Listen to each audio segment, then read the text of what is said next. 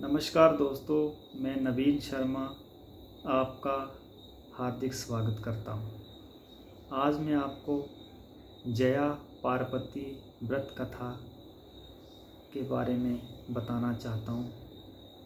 इस व्रत का करने का क्या महत्व है, आप पूरा डिटेल में सुनिए।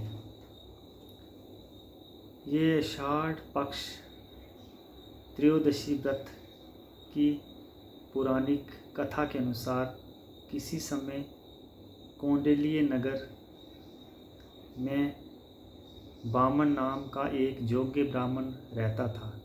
उसकी पत्नी का नाम सत्या था।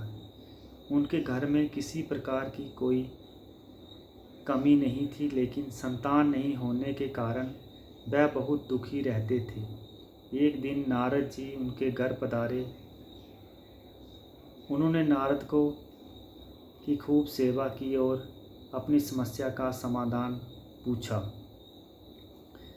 तब नारद जी ने उन्हें बताया कि तुम्हारे नगर के बाहर जो वन है, उसके दक्षिणी भाग में बिल्व पत्थर के नीचे भगवान शिव माता पार्वती के साथ लिंग स्वरूप में विराजित हैं। उनकी पूजा करने से तुम्हारी मनोकामना अवश्य ही पूरी होगी।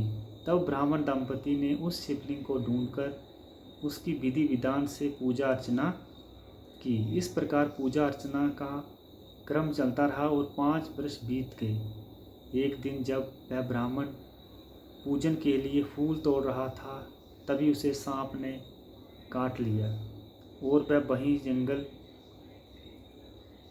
में गिर गया। ब्राह्मण जब काफ़ी देर तक घर नहीं लौटा तो उसकी पत्नी ने उसे ढूंढने आई।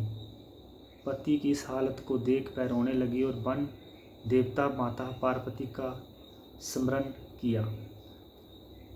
ब्राह्मणी की पुकार सुनकर वन देवता और माँ पार्वती चली आई और ब्राह्मण के मुख में अमृत डाल दिया, जिससे ब्राह्मण उठ बैठा।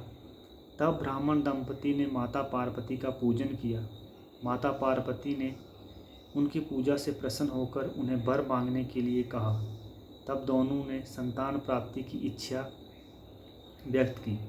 फिर माता पार्वती ने उन्हें विजया पार्वती व्रत करने की बात कही।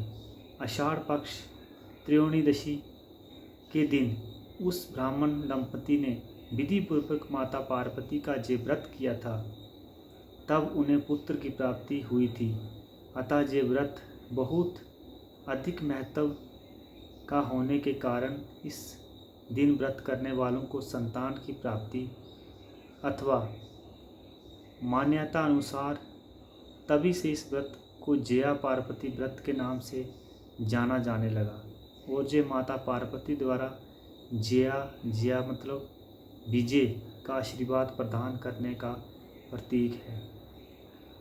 जिससे मनुष्य की मनोकामना पूरी होती है और जीवन में सुख समृद्धि आती है, तथा इस व्रत से कुंवारी कन्याओं को मन चाहे जीवन साथी का आशीर्वाद मिलता है।